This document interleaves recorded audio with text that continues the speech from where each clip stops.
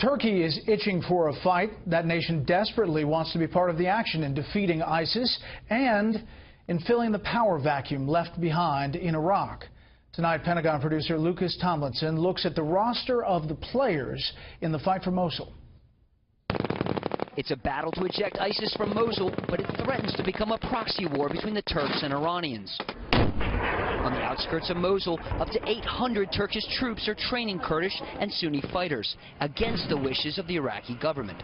Turkey wants to exert influence amidst fears that Iran Shia-backed fighters will establish a foothold in Mosul.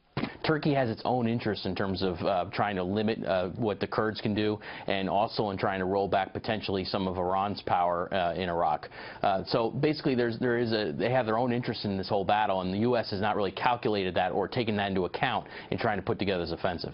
1 week into the Iraqi-led operation to take back Mosul from ISIS, Defense Secretary Ash Carter traveled to Turkey and Iraq to work out an agreement between neighboring nations. But Iraq rejected the plan. I know that the Turks want to participate. We tell them thank you. This is something the Iraqis will handle. We want to tell them that this battle will be settled by Iraqis. A century ago, Mosul was part of Turkey's predecessor, the Ottoman Empire. More evidence ISIS has erased Iraq's borders. Sunni-dominated Turkey deployed its forces to northern Iraq to protect the Sunni population against Shia power Iran and its Shia militias. The former head of U.S. forces in Iraq foresees a free-for-all once ISIS is defeated in Mosul. The real issue here, though, is the issue of post-Islamic State governance.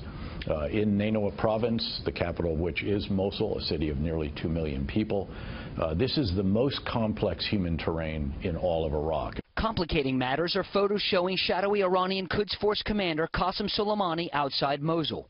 The U.S. military's top officer said Soleimani is responsible for killing 500 American troops in the last decade. Just because Turkey is opposed to Iranian influence in some ways doesn't mean Turkey is a good actor. On the Sunni side, Turkey also has dealings with extremists and al-Qaeda and is willing to work with them. So this is a very complex web here, and the idea that you can basically side with one extremist faction over another is just really foolhardy.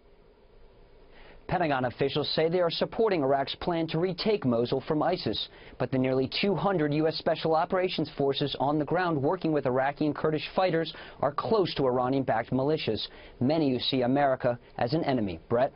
Lucas Tomlinson live at the Pentagon. Lucas, thank you.